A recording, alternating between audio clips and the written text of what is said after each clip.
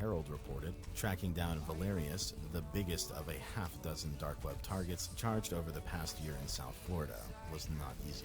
It involved the DEA, FBI, IRS, Homeland Security investigations, and the U.S. Postal Inspection Service. And now, isn't it rather bizarre that the biggest target they wanted to go after was a moderator, not Speed Stepper, who we know is the founder? This only makes sense if they were the same person. But moreover, what many people don't know about this case is that Valerius ended up getting a plea deal, reducing his sentence to 20 years. Now, assuming the intent here was to go after someone higher up the chain, why would you announce his plea deal publicly when in the case of the Silk Road, they kept it under wraps for quite some time? This seems to point at the fact that the goal of the plea deal was something else the feds wanted help with. To quote the agreement given on the plea deal, the defendant agrees that he shall fully cooperate with the office by A, providing truthful and complete information and testimony, and producing documents, records, and other evidence when called upon by this office, whether in interviews, before a grand jury, or at any trial or other court proceedings. B, appearing at such grand jury proceedings, hearings, trials, and other judicial proceedings, and at meetings as may be required by this office, if requested by this office, working in an undercover role under the supervision of and in compliance with law enforcement officers and agents. In addition, the defendant agrees that he will not protect any person or entity through false information or omission, that he will not falsely implicate any person or entity, and that he will not commit any further crimes. And in paragraph 18 it states, the defendant agrees not to make a request under the International Prison Transfer Program until such time as his cooperation, pursuant to paragraph 11, the one we just read, of this agreement is complete, or 3 years from the date of his arrest, whichever comes first. This plea agreement was filed on June 12th, 2018. This was all while Dream Market was still up and running. And what's rather odd was that about 10 days prior, Dream Market had announced that it had taken down its main forum, which was on a Tor hidden service, and instead replaced a new forum on the ClearNet. Like, could you make it even more obvious at this point? Now, considering the fact that Deep Web Network, which was the name of the website that was the forum, was hosted by GoDaddy, it would be as simple as the government to go subpoena GoDaddy for control over the server. That's literally in their jurisdiction, but that's not what happens. Instead, Dream Market continues on like nothing ever happened.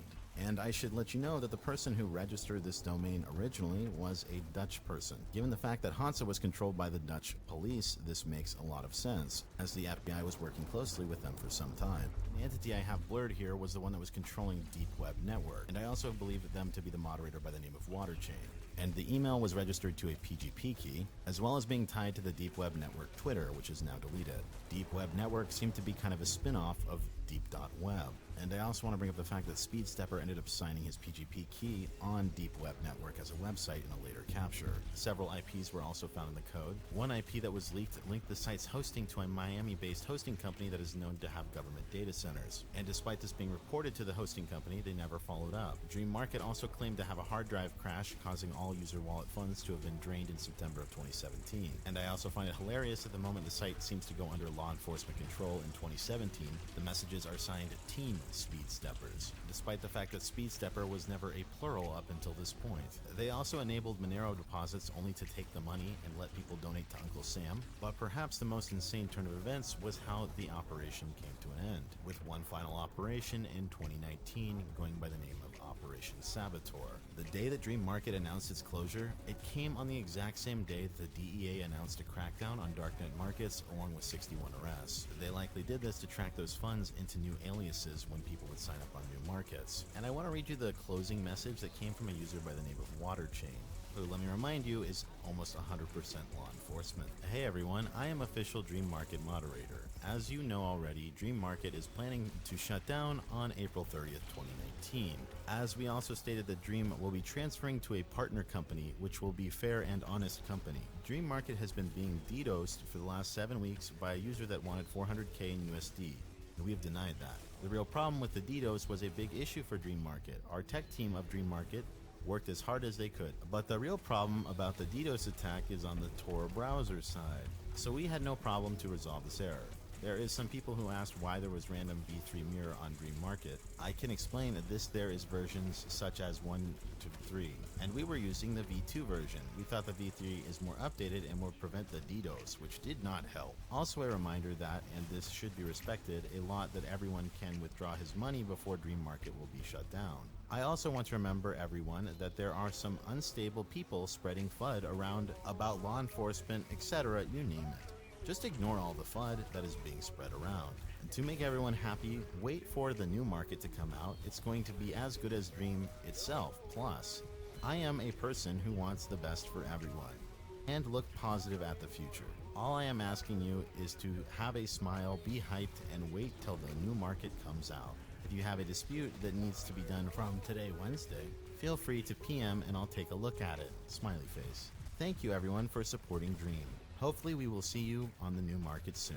Look, I'm just gonna flat out say none of that shit made any sense. None of the reasoning is consistent, and his last message, which he follows up an hour later, or his retirement speech, and assuming this person was Dutch law enforcement, this may be one of the most messed up things I've ever seen. Dear Darknet users, this is my official retirement speech to everyone.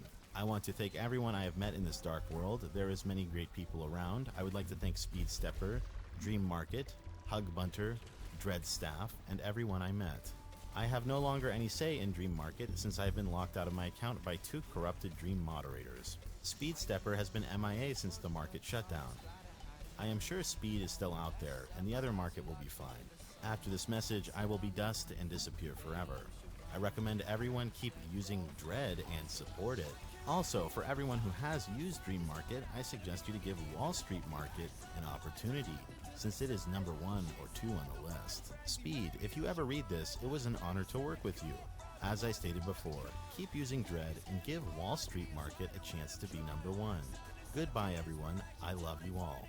First he's claiming a DDoS, then he's claiming that a corrupt moderator locked him out of his account, and I think you should know that after everybody was allowed to withdraw their funds up until the 30th, and I think they even left it up longer than that. Nonetheless, on May 3rd, just 3 days after Dream Market was to be taken down, Europool announced the seizure of Valhalla, and the DOJ announced the seizure of Wall Street Market. And notably, these announcements were coordinated because the arrest that happened for Wall Street Market happened earlier in the month, as the men involved with Wall Street Market were arrested on the 23rd and 24th, as they attempted to exit scam on April 16th. And I think it's safe to assume that this was coordinated to move one market to the other. But that wasn't all, because on May 7th, the final door would be shut, as Deep.web, the review site or gateway into all of these markets, had also been shut down, with its operators being arrested for getting kickbacks in the sale of darknet purchases, thus concluding the Deep.web era. This is Barely Sociable. Have a good night.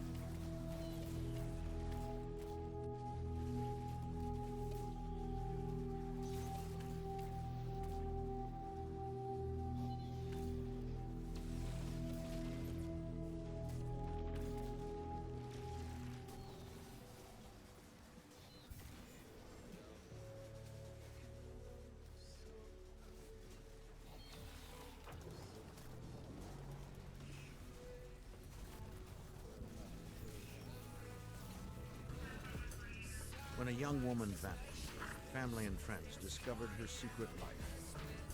The political appointee carried on an illicit affair with a wealthy, married man.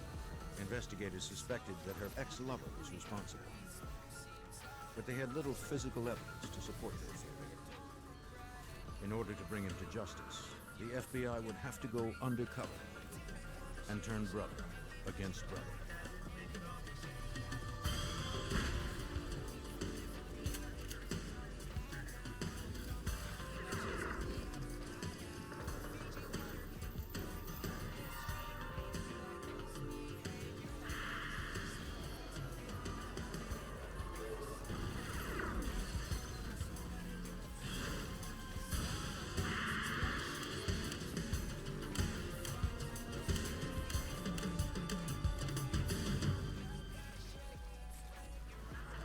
Power is a responsibility, as well as a privilege.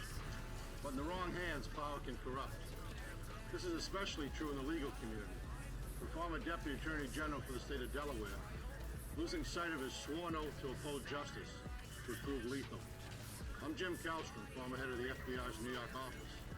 When a prominent attorney tried to put himself above the law, it was up to the FBI to prove that justice is blind. Philadelphia, Pennsylvania, Thursday, June 27th, 1996. At the upscale Panorama restaurant, prominent Delaware attorney Thomas Capano, separated from his wife, dined with his mistress Anne Marie Fahey, the appointment secretary to the Delaware governor. Okay. Despite the candlelight and wine, her mood was grim. Anne Marie told Capano she wanted to end their relationship. Capano was furious with her decision.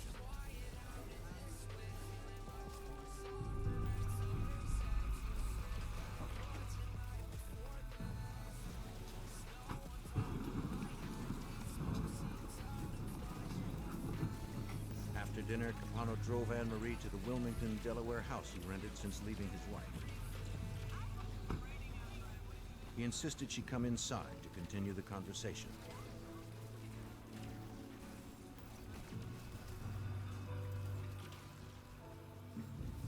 He didn't want their affair to end.